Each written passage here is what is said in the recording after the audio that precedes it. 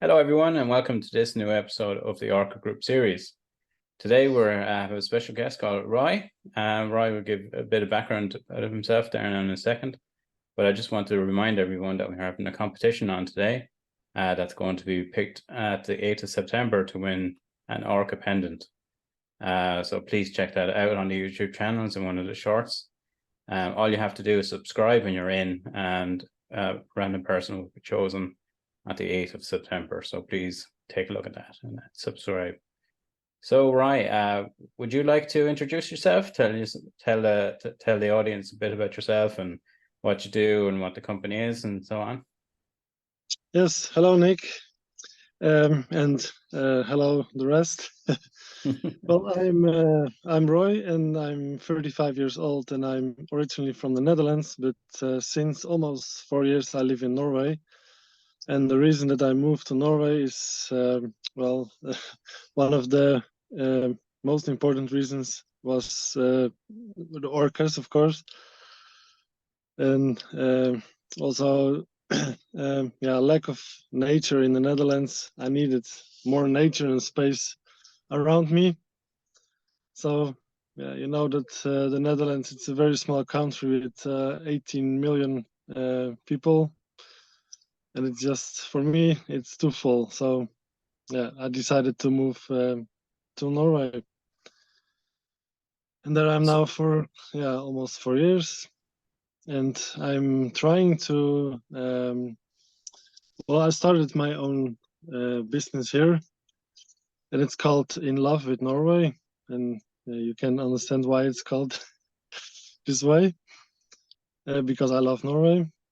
And at this time, it's not my main thing that I do. I'm also a truck driver, so if you see in the background, then you can see that I'm sitting in the truck right now, unfortunately.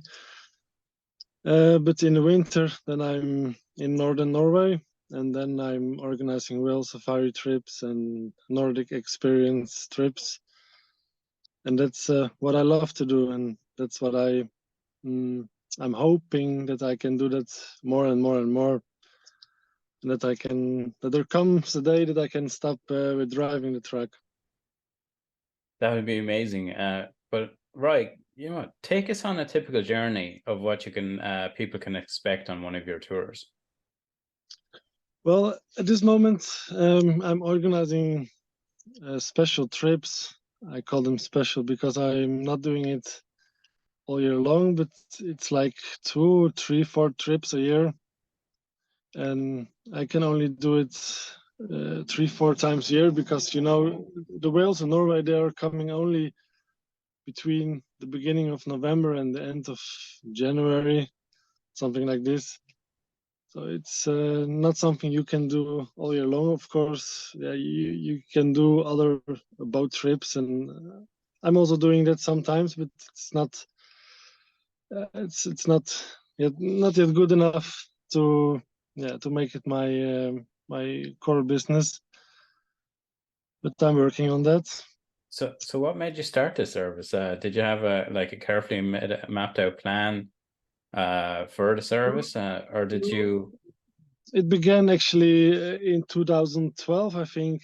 Then I took my first trip to Norway myself, and I went on a whale safari, of course, and I saw whales, and I thought, oh, that's amazing. But it was on a very big boat, a very big ship with like 250 passengers on it, and I thought, I saw the whales, but there's something missing, and it was not long enough, not close enough, and it was like mass tourism, and I don't like this. So the next year I went back to Norway, and then on a smaller boat. And then I thought, it's not enough. It's only 1 week, and I always have the feeling that it's not enough, that I have to come back. So I think you mentioned that it wasn't close enough. Did you have any understanding of the impact of the natural behavior, the habitat the orca have with these tour boats, or do you stay within suggested guidelines and so on like that? Yeah, that's a good question. Of course, I love these animals, and I don't want to disturb them, and I'm trying to do everything as good as possible for them. And since the beginning, I've been studying their behavior, and they're acting almost like human. You can say you can see if they want to interact or not.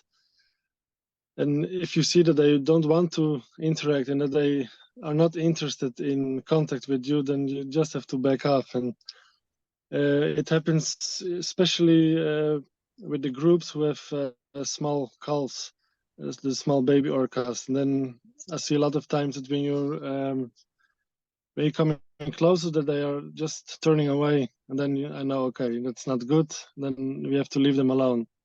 But there are also groups that I think they actually really like to interact with us. They're very curious and they are coming to us. It's not only that I'm following them, that I'm interrupting them, but sometimes I just leave the boat where it is, turn off the engine, and I'm just waiting for the orcas. And it happens a lot of times that they're coming to us and they're playing around the boat, and sometimes even I have the feeling they're trying to communicate with us, because we had some orcas literally talking to us, making sounds and studying the boat. And it's like they want to show us how majestic they are and how, I don't know, I cannot explain, but sometimes you have some real interaction with them. And yeah, It's that's something you have to just see to believe kind of thing, is it? yeah, I think so. Yeah, it's a magical moment for me still, after it happened a lot of times. But as I said before, it's never enough, and these are the moments that I'm coming for, interaction. And I've heard in the past, well, I've heard that Orca tours have become increasingly popular in Norway. yeah, But from Haynes Stragner, we know that in the past that it hasn't always been the case where the relationship between the native Holland, or the native people from Norway, and the Orca that's there had a kind of a tough relationship together, with the fishing population. yeah, that's true. Yeah, I heard even, I don't know myself, but I heard stories and I read stories that they were even throwing dynamite into Geez, groups of orcas to chase yeah. them away or to blow them up. Well, what's that relationship now from an outside person looking into the actual country and the people there? What's the relationship between the sailors and the Orca today? That's a good question. I I don't know really what the relation is between the fishermen and the orca whales and the other whales. That's a good question.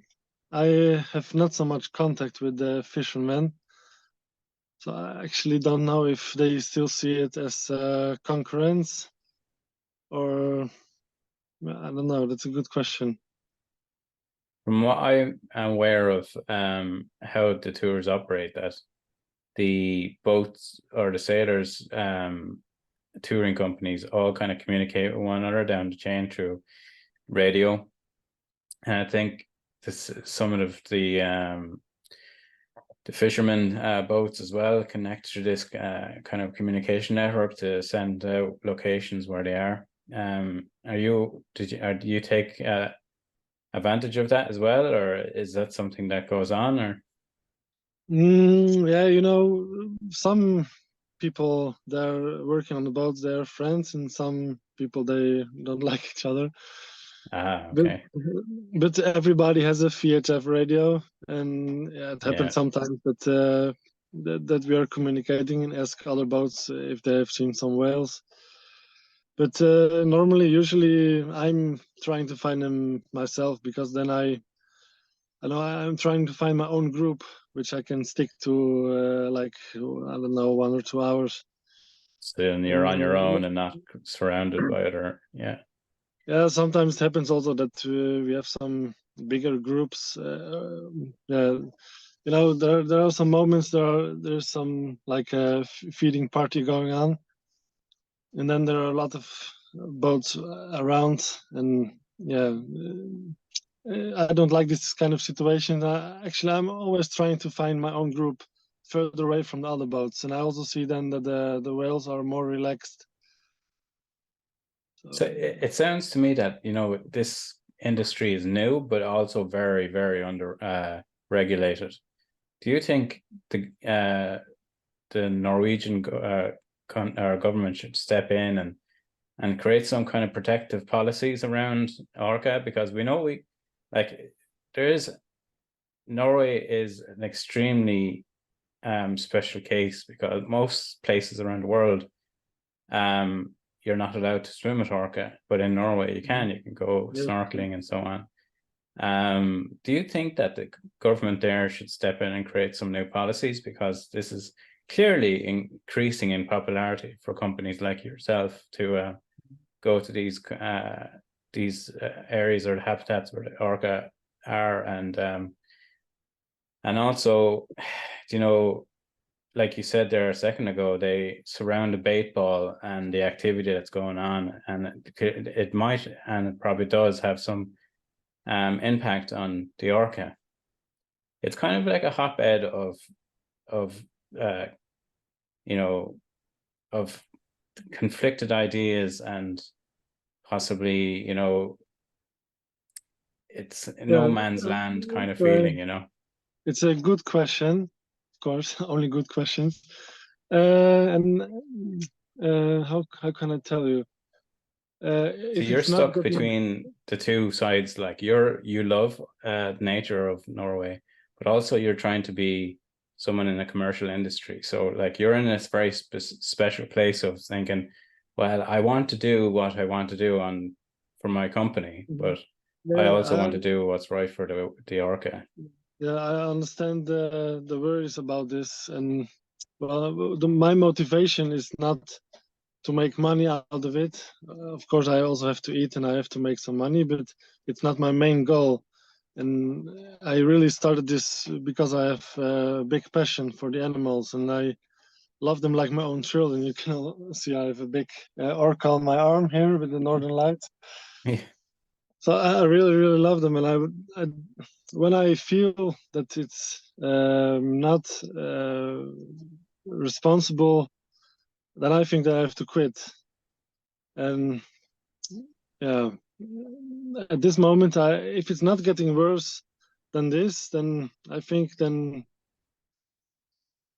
it's okay. But you know, in Norway, it's the government is reacting very slow on everything, and I think it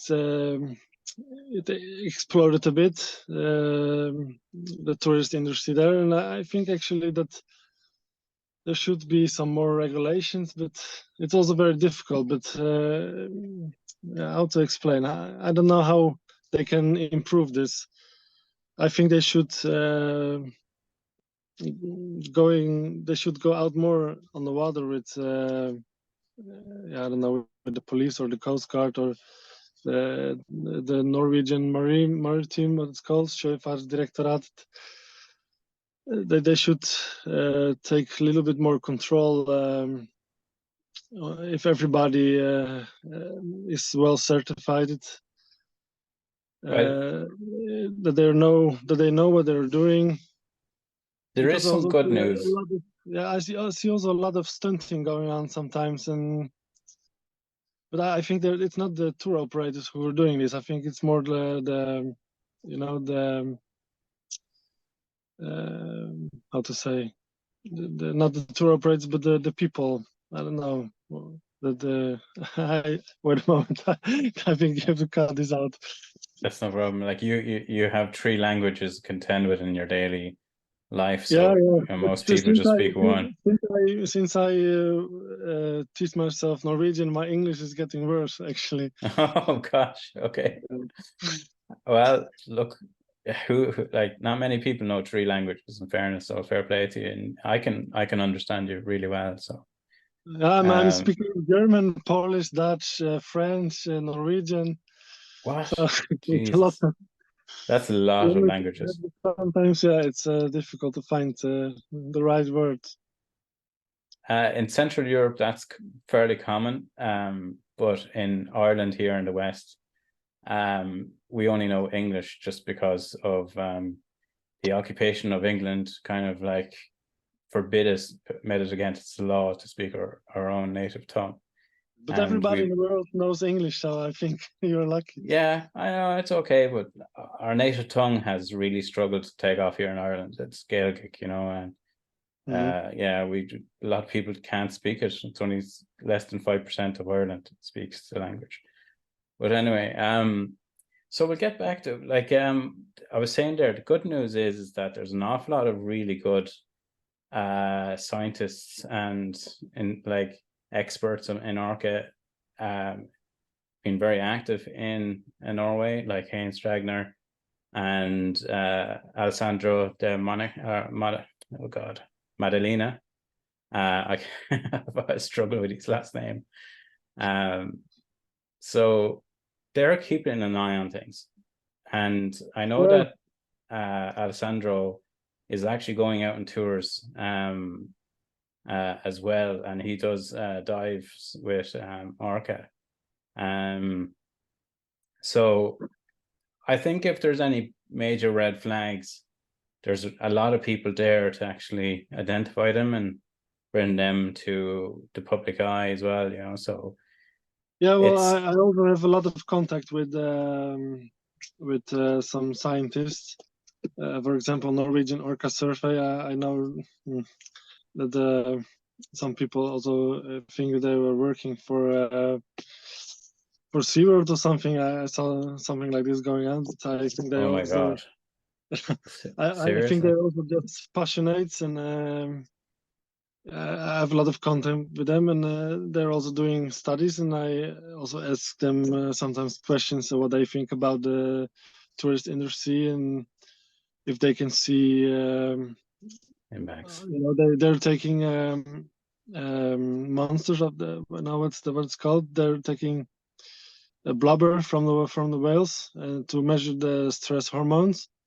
And actually, I'm still waiting for answer on that question. If they can see it back in the blubber, if there are if there's an increased level of stress hormones, because now you know, in the Corona time there were much less boats out on the water, and I think they have that year they can compare very good when you know, now there are a lot of boats on the water again, and they can compare with this Corona year when there were less boats. So that's an interesting study, and I'm very curious about these results actually, because I you know, because I live in Norway, I was also out on the water in Corona time, and I saw the difference, and it's a huge difference. But actually, I don't see a big difference in the behavior of the whales. They were last year they were behaving the same as 2020 when there were less boats. I don't have the feeling that they're more stressed. Or the thing is that they've been interacting with humans for probably hundreds of thousands of years. Like there's records going back quite a good few years of human interactions with Orca. And some people hypothesize that the reason why they don't attack humans in the wild or have no interest in them is because of our interactions with them for so long. We are actually also a part of their natural habitat, I think. With the boats, you know, people have boats from like 500 years ago. I don't know, maybe longer. 1,000 years ago, the Vikings had boats also, so they're known with the with the boats. That's where my last name comes from. They were boat builders of the Vikings, longboat. Yeah. So we came down from somewhere in Scandinavia, which I think it was Norway, and then went to Scotland, and then to Scotland to Ireland. So yeah, I mean, that's my biggest concern with what's going on in Norway with the touring boats. It seems to be very, very popular to create a company to go out and tour with them.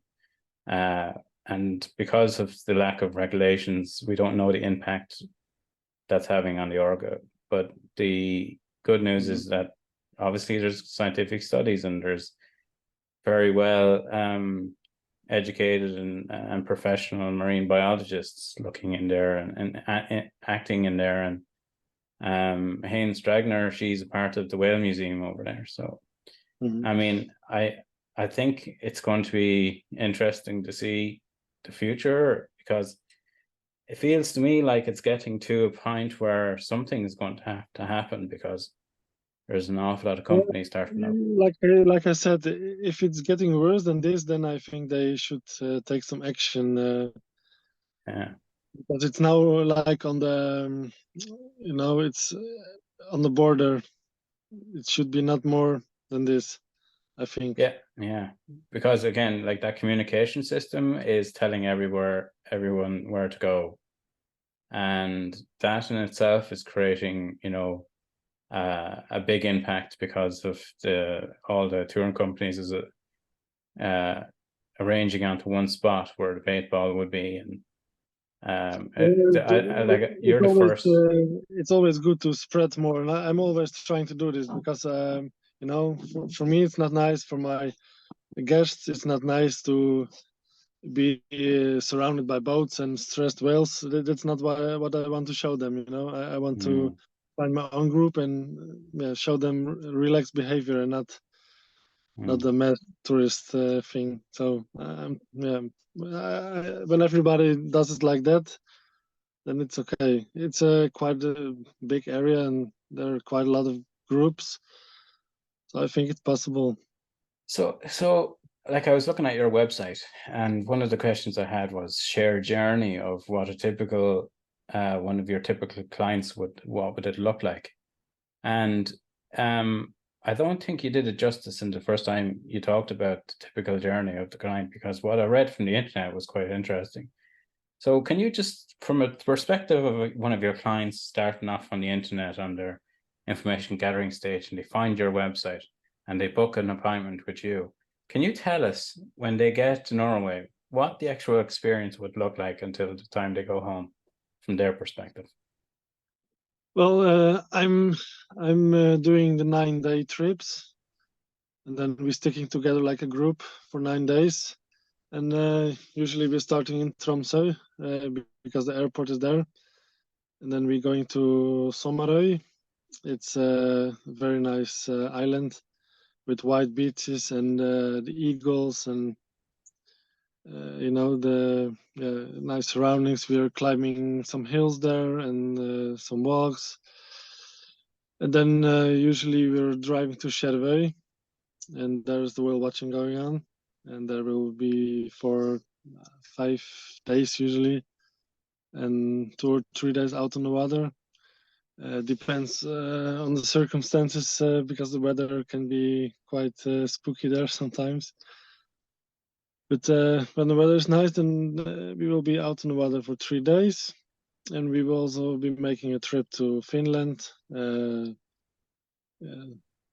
see the Finnish Lapland. Can I call it that way? Yeah, definitely. Yeah. Yeah, there was also some discussion about it, if it's allowed to call it Lapland. Well, because it's for Ireland, the Sámi people, it's they don't like it so much. I understand, but in really? Finland it's quite normal to call it this way. But in Norway, the Sámi people don't like it. I learned about this. So I didn't know that now.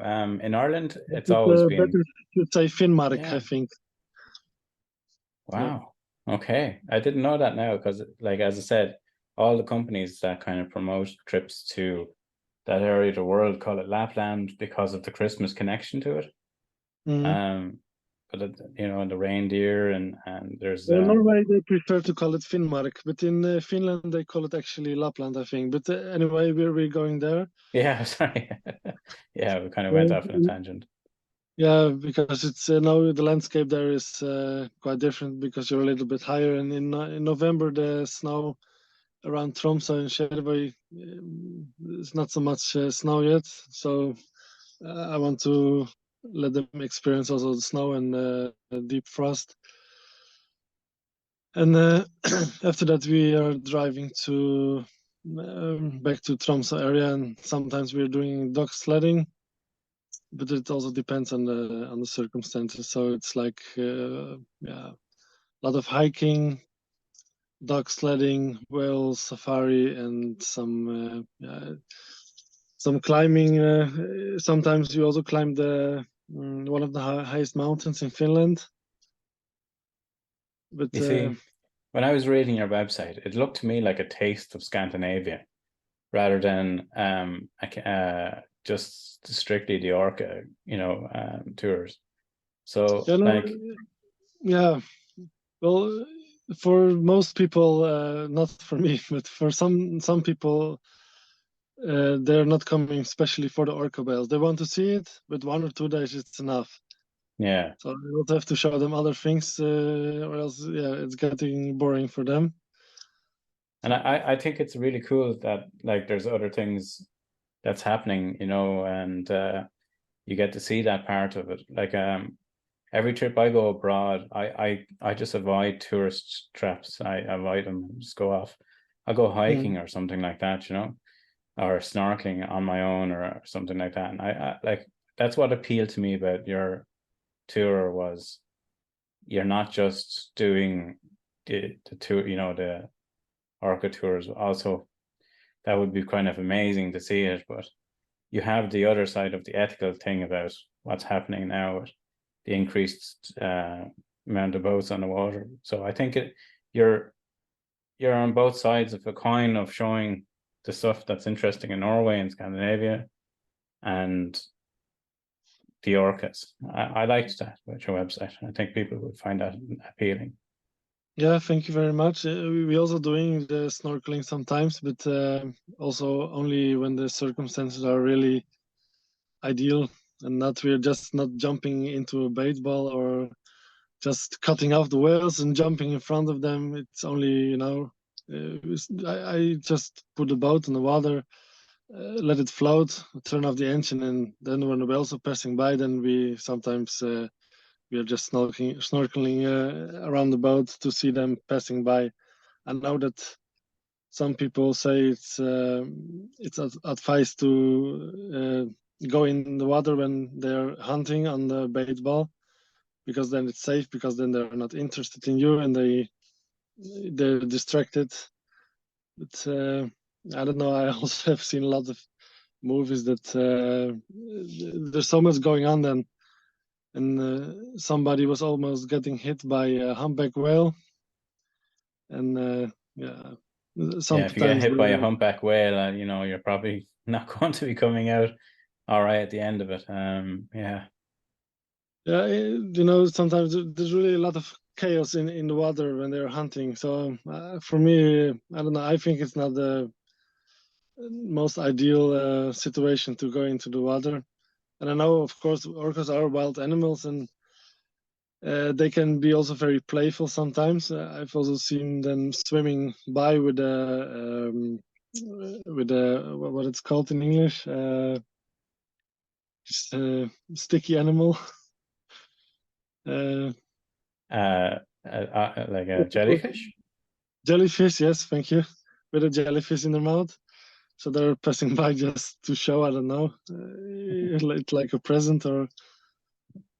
But sometimes I'm a little bit afraid that they can be too playful and that they will start playing with us. So I also have to watch out for that. And I also said sometimes to my guests, nah, they're really, really playful now. So I would not recommend to go into the water.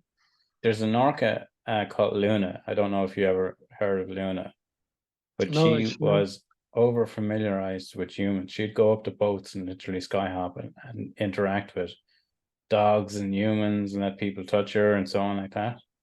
But Luna was killed by a boat propeller because she was so familiar with boats. And she was quite a special orca. There wasn't anything out there like Orca or like Luna that we know of before. So it's probably incredibly important that we don't over familiarize the orcas with humans on the water like that. Yeah. I know. For example, now in Norway, this is going on with Hvaldimir.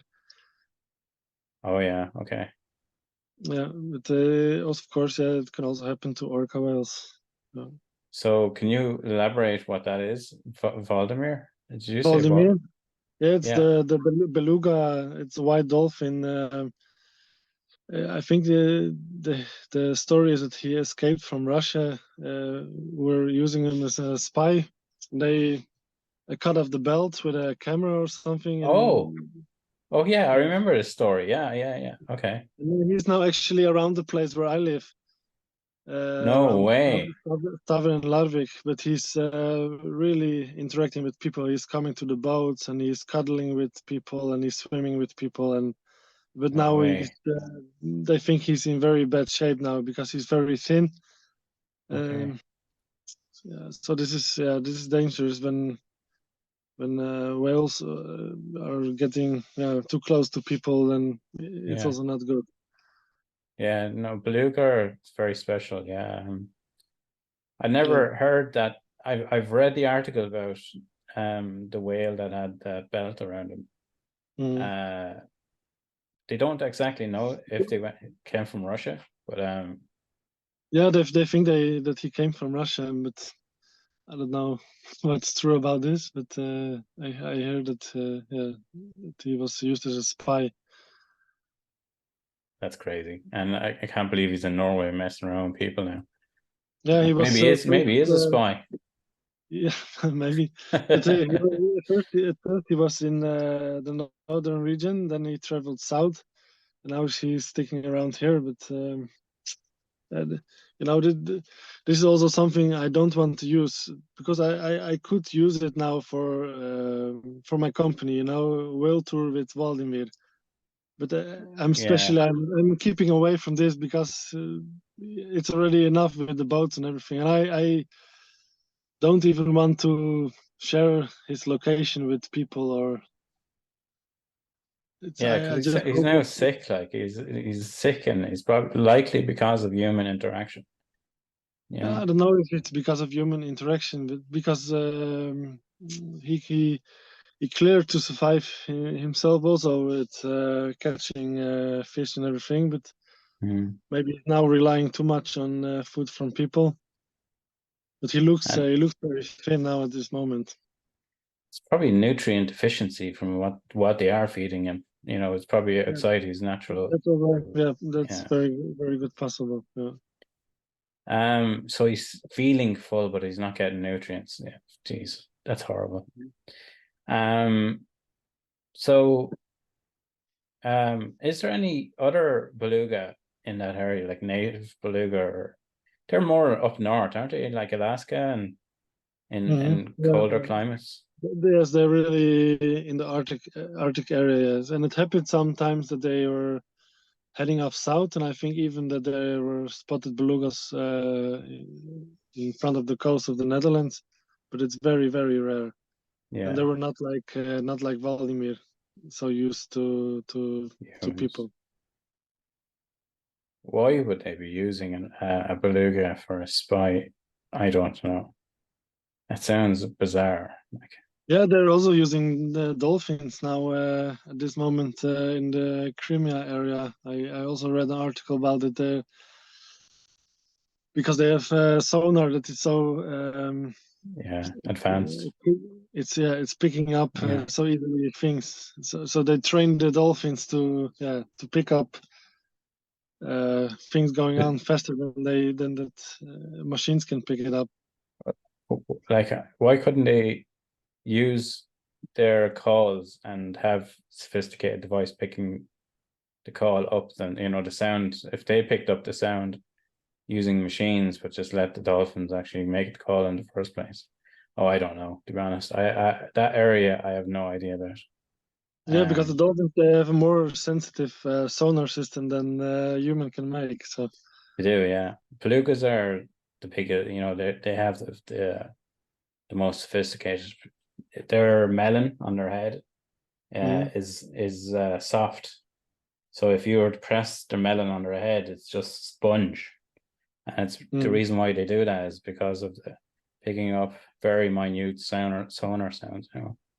Yeah, But and also understood that beluga whales are very easy to train. really, Gosh. I Anyway, don't know if it will happen so fast to orca whales. That it will be dangerous that they will get used to people very fast because yeah, they're sticking into groups. So then you already have to have an orca which is lost and all by himself, and then it's dangerous that he can get used to animals, to people. Sorry, but I think when they're traveling in groups and everything, then they will not getting so fast related to really people. interact. Yeah. Well, do you want to tell everyone where to see your website, Roy, and let people know what you're doing, and I'll put your information in the description as well. Yes, thank you very much. Well, the November tour is now already fully booked, and I'm going again in January, and then I have, I think, 3 places left. But when there are a lot of people interested, I can also consider to make some extra tours in November or December. So how do people contact you, Roy? Well, yeah, they can find me on Facebook, or they can send me an email through the website, or give me a phone call. And what's your website again? It's inlovewithnorway.com. Great name, by the way. Yeah. Well, I can understand why people are going out and making tour companies, but again, even you and I'm sure a lot of the others are becoming aware that the quantity of boats is getting large. And I'm sure as a group, as a community of business owners, somebody should stand up and say, hey, let's make a committee and make our own policies on how we can make this ethical and sustainable going forward in the future. Even if your government is slow, it doesn't mean you guys don't have to actually be active. So yeah, but the most of the professional companies, they're behaving quite well, and it's yeah, it's more the people who are not trained. They're doing sometimes strange things. They're just interrupting the whales, and they're just blocking them or getting too close. Or I think the most tour operators that they know what they're doing, and they want to keep going with this, and they know if they are doing it in a bad way, that the end will be near. maybe in a very near future episode, Roy will be talking to you about you establishing a new committee of ethical practices around orca touring companies. I think they're slowly waking up now, and I'm very curious what it brings us. It's not easy. I had to do a lot of things to become a boat driver, captain. It was not easy to arrange everything. A lot of it's a lot of certificates that you need to have. The boat license, that you can take passengers and everything. But actually, I think some training, organized training, could be also nice, or information evening. I think they started already with this. Some information evenings for tour operators, and where everybody can discuss what's going on and what could be improved. And so I think they're slowly waking up now. If you can get in partnership with a marine biologist like Alessandro de Maddalena, or Haynes Dragner, or any of the other numerous ones there, or even our if you were to speak with Elena, I don't know if you know Elena from the group expert, in the chats you were talking to her, or even I know that you're speaking with Mark, Lauren Young, so I mean, you could improve the things from that perspective on your side as a unique selling point to your clients, to say that best practices are followed by X, Y, and Z, from this marine biologist or that marine biologist. And that's what makes us different from all the others, is that we follow professional guidelines and so on. That's, maybe it could be a good idea to make a brand, for example, that the government is organizing trainings for the tour operators, and then when they went to the trainings, that they get a brand or something that they can show, here's the green pass, and we did the training, and we know how to act. The green logo, or green Green logo logo, of and an then, orca. yeah, for example, and then people know that they're choosing the right tour operator. That would be a good idea, maybe. It certainly would, and there's enough empirical research done in Norway on orca for that to exist. There's nothing stopping it from existing. So yeah, that'd be a good from idea. The other side, it's the sea, and there are also a lot of foreign boats coming in, and they have totally different. In Norway, they're quite how to say. Well, I'm losing my words. You need a lot of certification and that kind of stuff, and I don't know how it's in other countries, but they just can come into the fjord with a boat and doing the same as we do.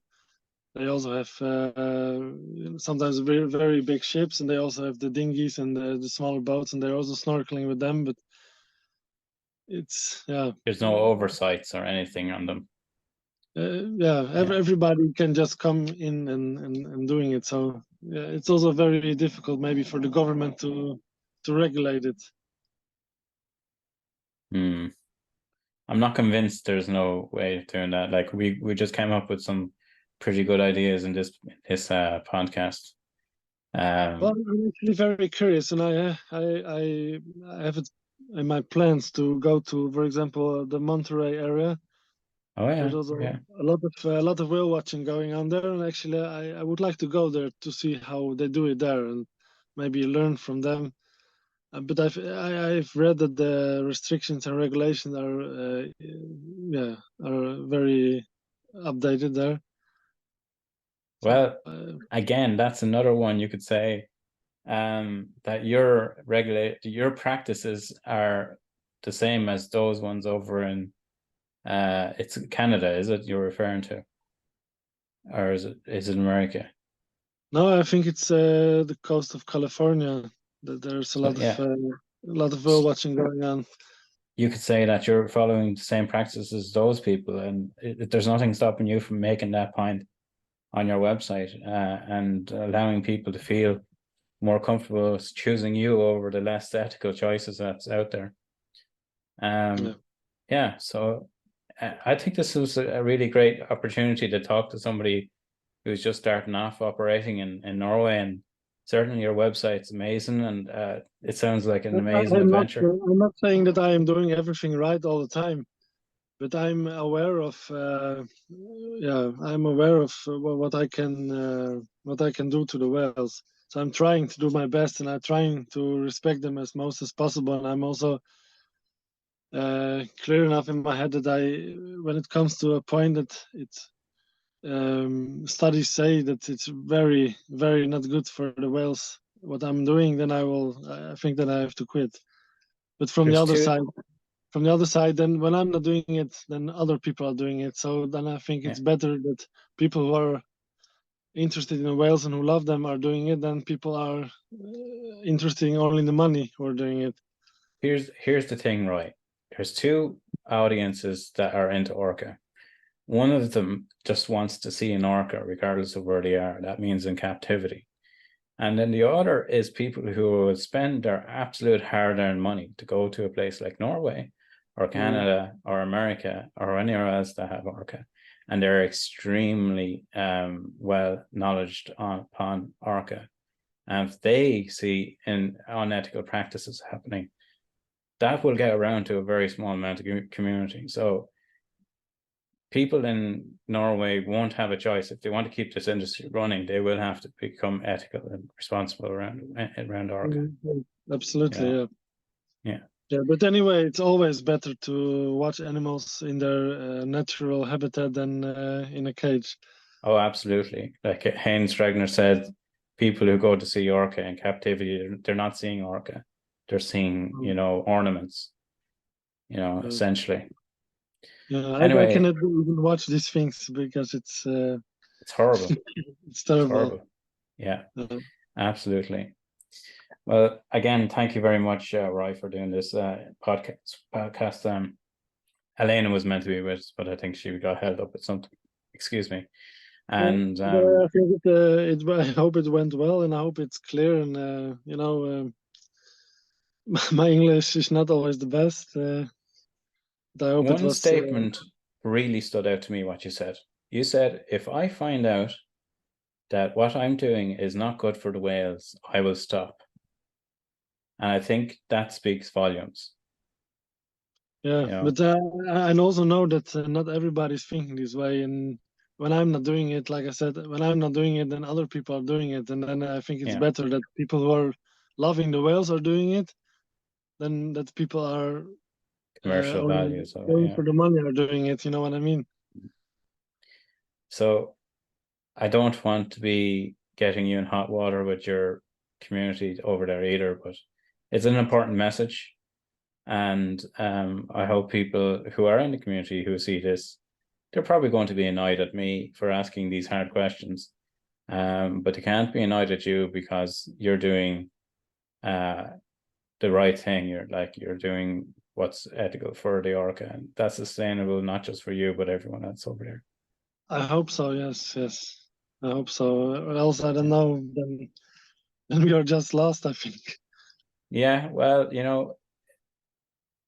some marine biologist that needs to work with you and needs to work with the community, and even if the government are slow on the uptake, it doesn't mean that you don't have to act. You can start arranging a committee tomorrow, at the very beginning of a committee anyway, if you wanted to.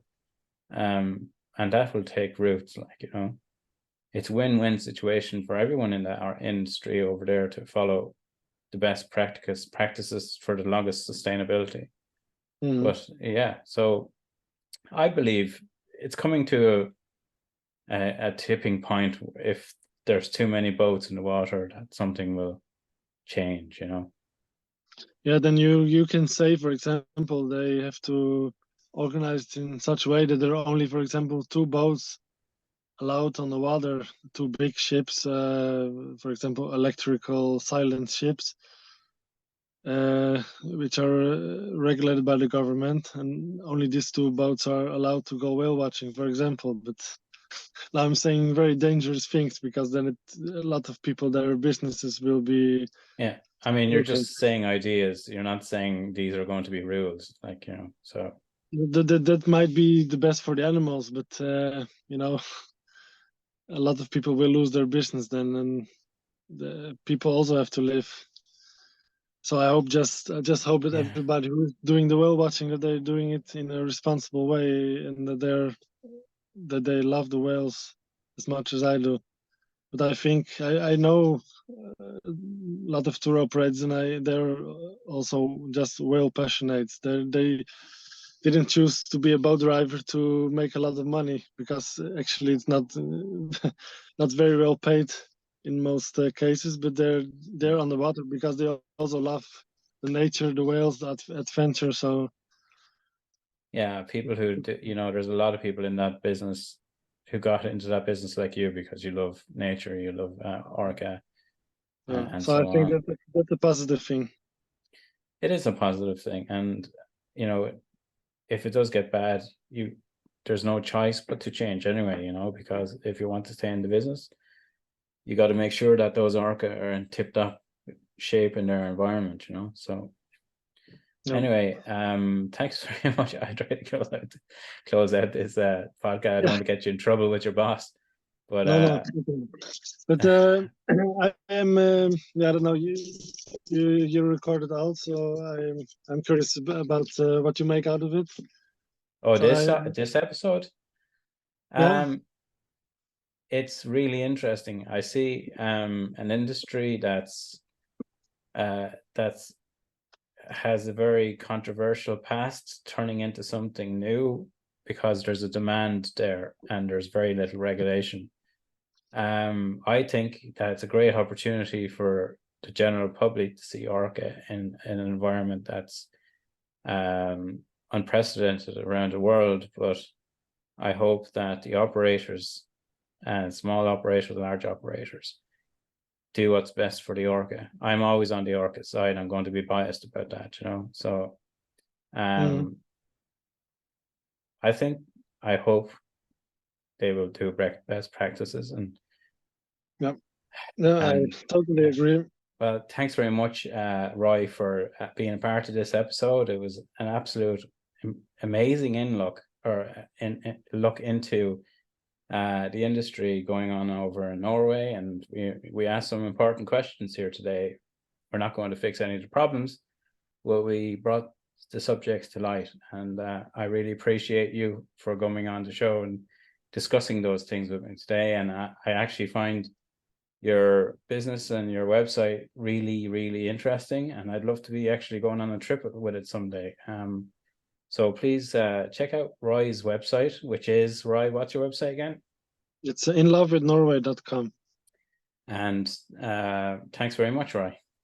Yes, thank you very much, Nick. No problem. All right.